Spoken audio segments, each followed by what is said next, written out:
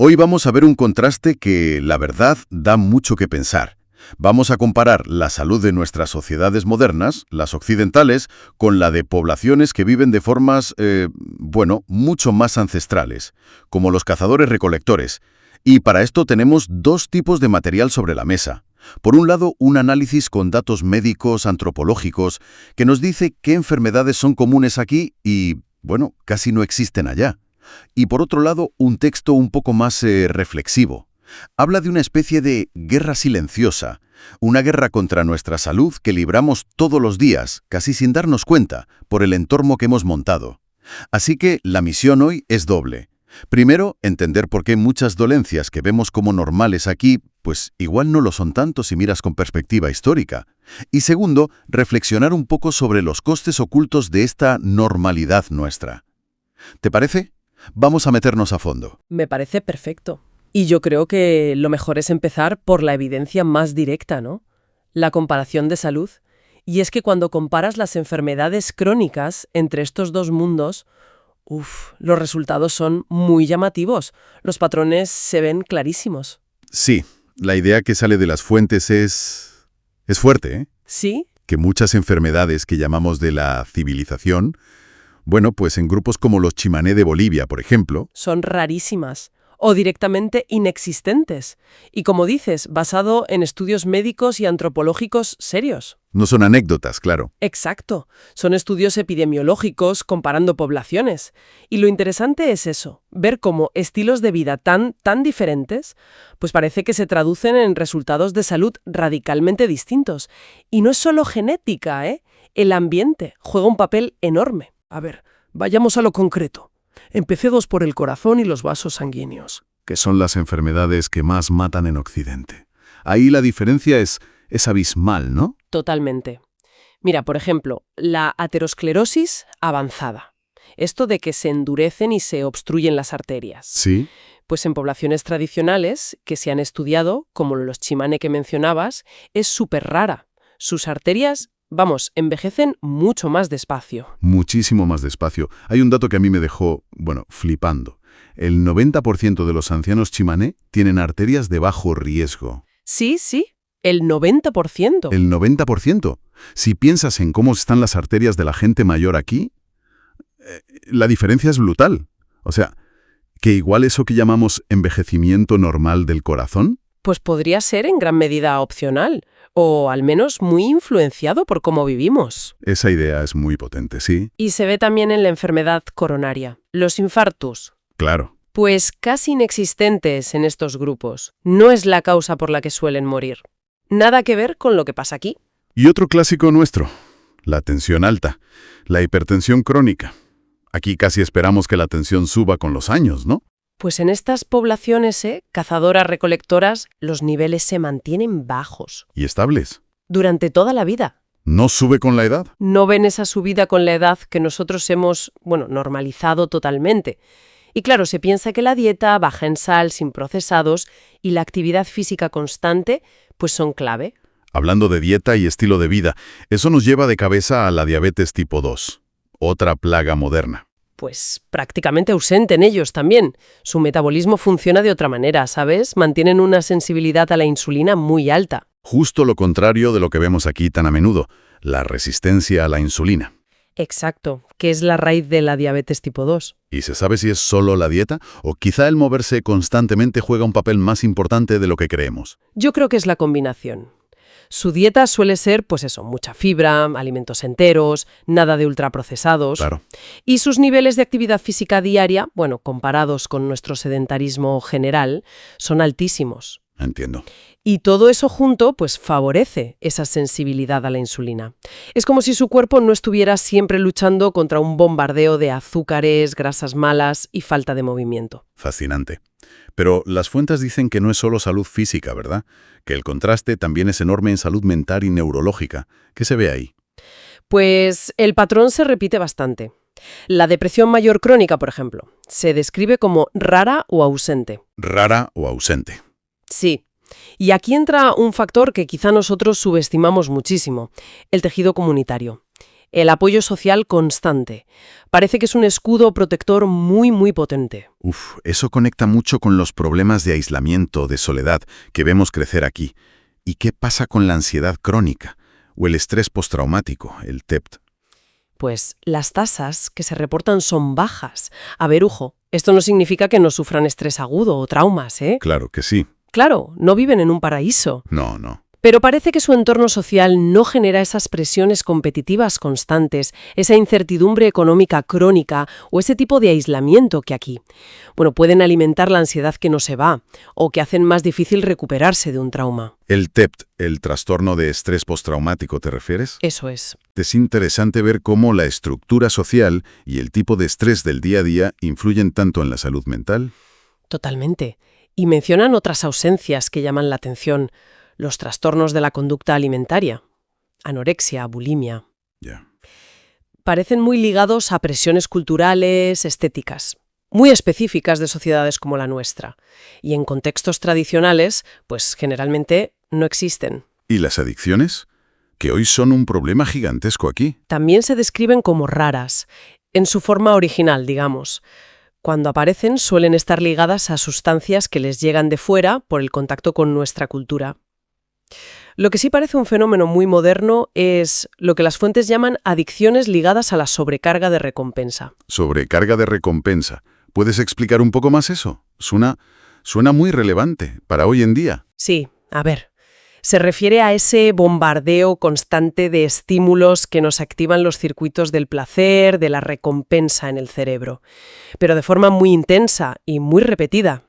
Piensa en la comida ultraprocesada, que está diseñada justo para eso, para que no puedas parar de comerla. Ya. Las notificaciones del móvil, que no paran, las redes sociales, el juego online, son estímulos que pueden como secuestrar esos circuitos y generar dependencia mucho más fácil que las recompensas naturales, las que nuestra biología esperaba. Entiendo. Y este entorno de sobreestimulación constante, pues parece que es algo bastante único de la modernidad.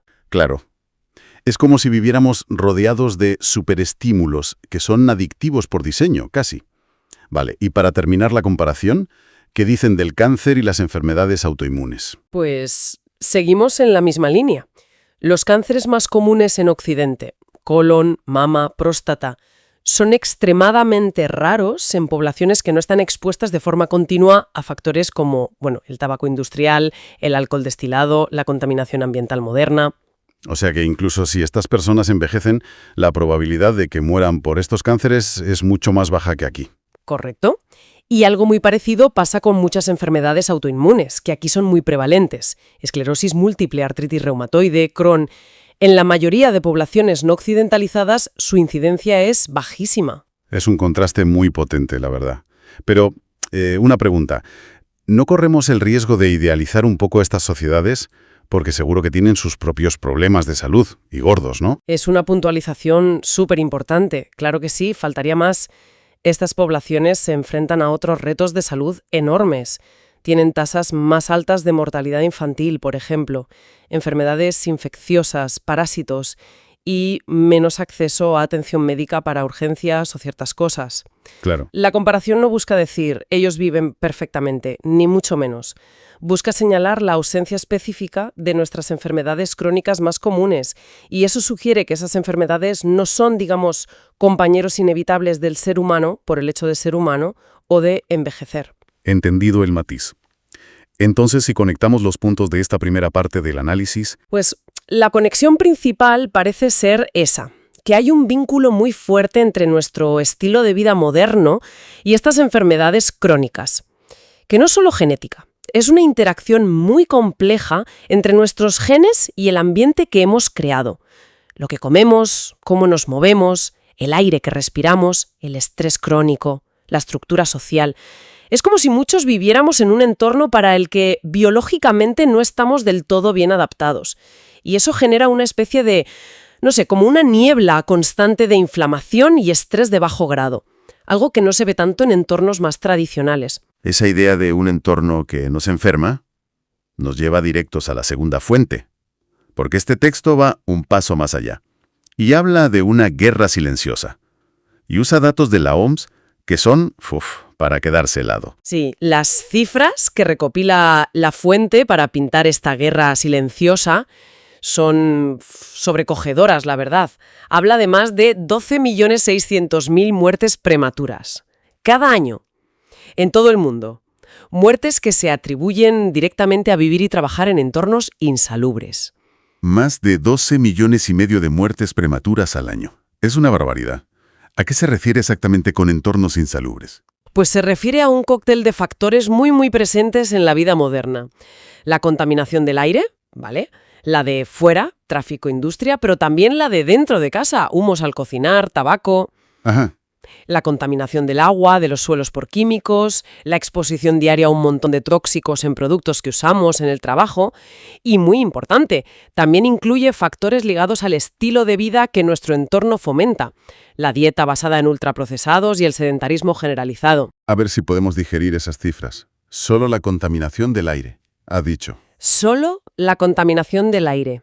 La exterior y la interior juntas se estima que causan más de 7 millones de muertes prematuras al año. ¿7 millones? 7 millones. Es una cifra descomunal por sí sola. Y luego están las adicciones, que el texto también mete en esta guerra. Correcto. Las muertes que se atribuyen directamente al consumo de alcohol y drogas psicoactivas suman más de 3.200.000 al año. Más de 3 millones. Pero es que si a eso le sumas el tabaco, que la propia OMS calcula que causa unos 8 millones de muertes anuales el solito. Espera, 8 millones solo el tabaco. Entonces, sumando alcohol, otras drogas y tabaco... Pues el total de muertes anuales que podríamos atribuir directamente a adicciones que nuestro entorno promueve o facilita supera los 11 millones. ¿11 millones? Es una auténtica barbaridad. Para un momento. Para asimilar eso. ¿Más muertes al año por adicciones que la media anual de muertos en la Segunda Guerra Mundial? Es casi increíble que no estemos hablando de esto todo el rato. Es que la comparación que hace la fuente es justo esa. Y es brutal para ponerlo en perspectiva.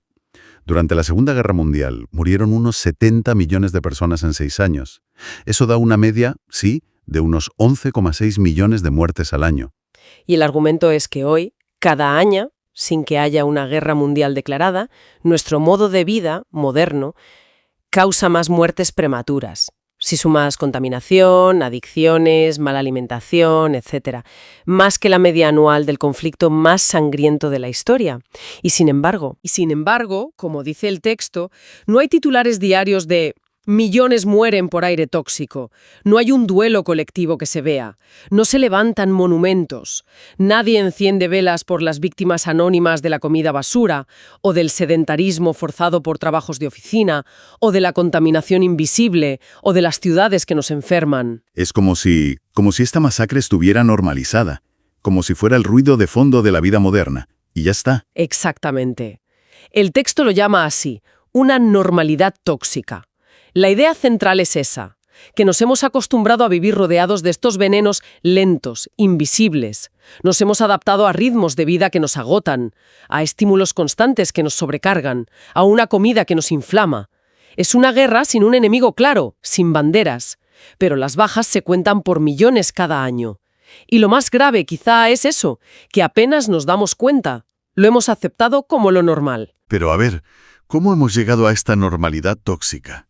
¿Por qué esta especie de ceguera colectiva ante algo tan bestia? Es la gran pregunta, ¿verdad? La fuente sugiere varias cosas. Quizá porque son procesos lentos, difusos. No es una bomba que explota hoy.